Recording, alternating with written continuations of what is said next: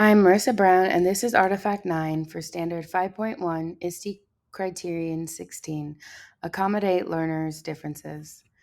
In my personalized learning classroom, it consisted of collaboration among peers, teachers, and stakeholders. Technology was implemented for opportunities of voice and choice and to track data.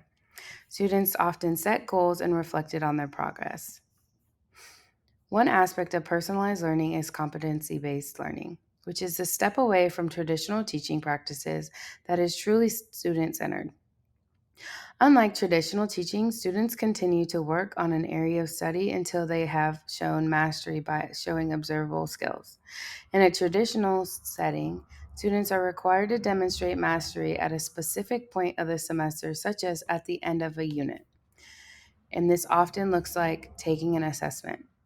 Whether or not the student demonstrated mastery, the whole class progresses to the next area of study. In competency-based learning, students are provided with varied material to help support their learning. The content given to one student will generally vary from the next student to meet the learner's specific needs. Some of the technology tools that I use to help with the implementation of competency-based learning include PhET, interactive simulations, eClass, Gizmos, G Suites, Nearpod, Flip, and more.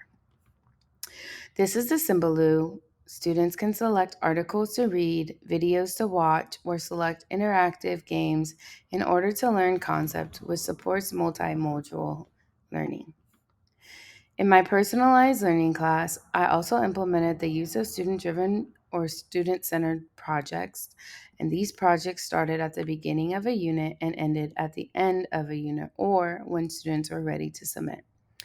Students complete and apply their understanding. Students had the flexibility in what platforms they decided to use and what types of projects they created. I allowed my students choice in projects for whether they wanted to work independently or in groups collaboratively. And I know that collaboratively groups gives students an experience for them to demonstrate the material, but also gives them the opportunity to improve their social and interpersonal skills. This is an example of one of the choice boards students were given when completing a unit. They were given suggestions, but they could also choose, as you see in number 4, what type of project they wanted to create, as long as they ran it by me and they were granted permission. All students had to do a reflection on their overall progress in the unit for self-reflecting. Students clicked on the box of their choice and followed the project overview, rubrics, and checklists, but they could also suggest or ask for modifications on their projects as well. Artifact 9 proves as evidence that I use technology to create, adapt, and personalize learning experience that foster independent learning and accommodate learner differences and needs. I'm Marissa Brown, and this is Artifact 9 for Standard 6.1 ISTE Criterion 19, Facilitate and Guide Learning as students take ownership of their learning goals. I developed a personalized learning plan to share with my students and all stakeholders. This plan starts off with basic information, such as information about the stakeholders, any goals surrounding school, information such as name, and the start and the revision dates. In addition, there's also career and educational plans, interests, and learning modalities. The larger portion is dedicated to specific unit and setting goals around that unit. Students and parents also reflect on the progression made by the student, and check-ins are required with the teacher and other stakeholders. For implementation, I decided to utilize Microsoft 365 for creating and revising personalized learning plans. District assessments, rubrics, checklists, and student portfolios will be used for documenting and checking student progress towards their goals. Since Microsoft 365 is being used for revising and creating, I decided that I would securely share individual personalized learning plans with students, parents, and other stakeholders this way. Artifact 9 demonstrates my ability to foster a culture where students take ownership of their learning goals and outcomes in both independent and group settings.